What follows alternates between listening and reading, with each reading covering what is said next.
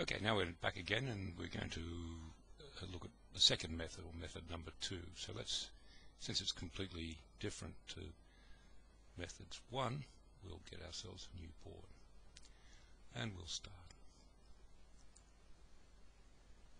Okay, well this method relies on writing W, which is A plus IB, in its polar form. So the modulus is A squared plus B squared, and then we take E to the I theta, where theta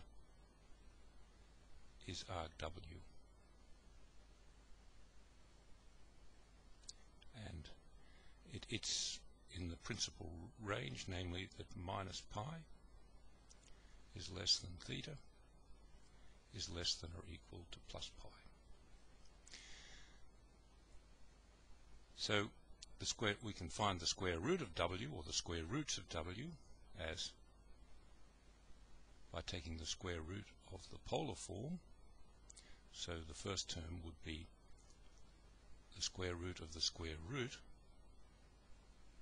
which is the power 1 over 4, and then we'd have E to the I theta on 2, and then we could add some integer k times pi I, and we could also subtract it. Well, when k equals 0, that gives us e to the I theta over 2, and when k equals 1 or minus 1, then that gives us minus the result. So this is equal to plus or minus a squared plus b squared to the 1/4, and then we write that as cos theta on 2 plus I sine theta over 2. So all we have to do is to find sine theta and cos theta. Well, to do that we use the double angle formula applied to cos theta, and that's equal to a over the square root of a squared plus b squared, and that's equal to 2 cos squared theta on 2 minus 1, and we can rearrange that, solve that for cos squared theta to give cos squared theta is equal to 1/2 into 1 plus a over the square root of a squared plus b squared.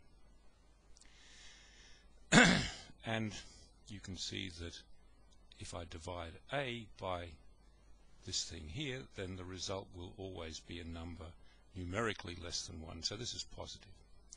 So now we have to take the square root of that, and this is theta over 2, and we should observe that if theta is in this range, then minus pi over 2 is less than theta is less than or equal to pi over 2, and in this region, that's theta, then cos of theta over 2 will be positive. So we only have to take the positive square root, so we find that cos theta on 2, a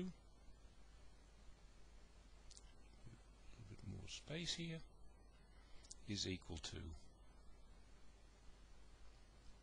we can tidy it all up, the square root of, the positive square root of a plus the square root of a squared plus b squared divided by twice the square root of a squared plus b squared. So we can insert or use that to evaluate the real part of the square root of w, and and that will be equal to plus or minus. Now, yes, we'll write it out in full. A squared plus b squared to the 1/4, and then times the square root here, a plus the square root of a squared plus b squared divided by 2 times the square root of a squared plus b squared.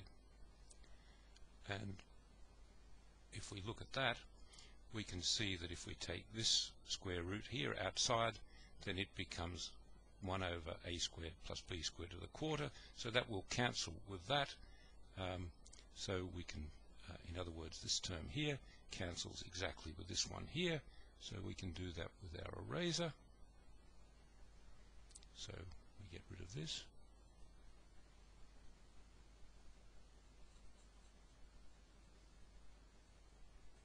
We've erased too much there.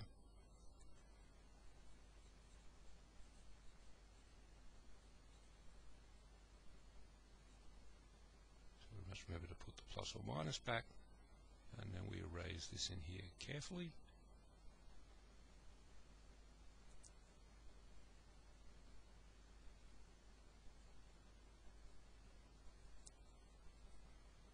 And get our pen back again and put the plus or minus back. So that's the real part of W, and that, of course, if we go over the other side to look at our previous solution, that was X, and you see it's exactly the same as this X. So we've found the real part of our solution. So before we go on to find the imaginary part, I want to stop the video and save the file. So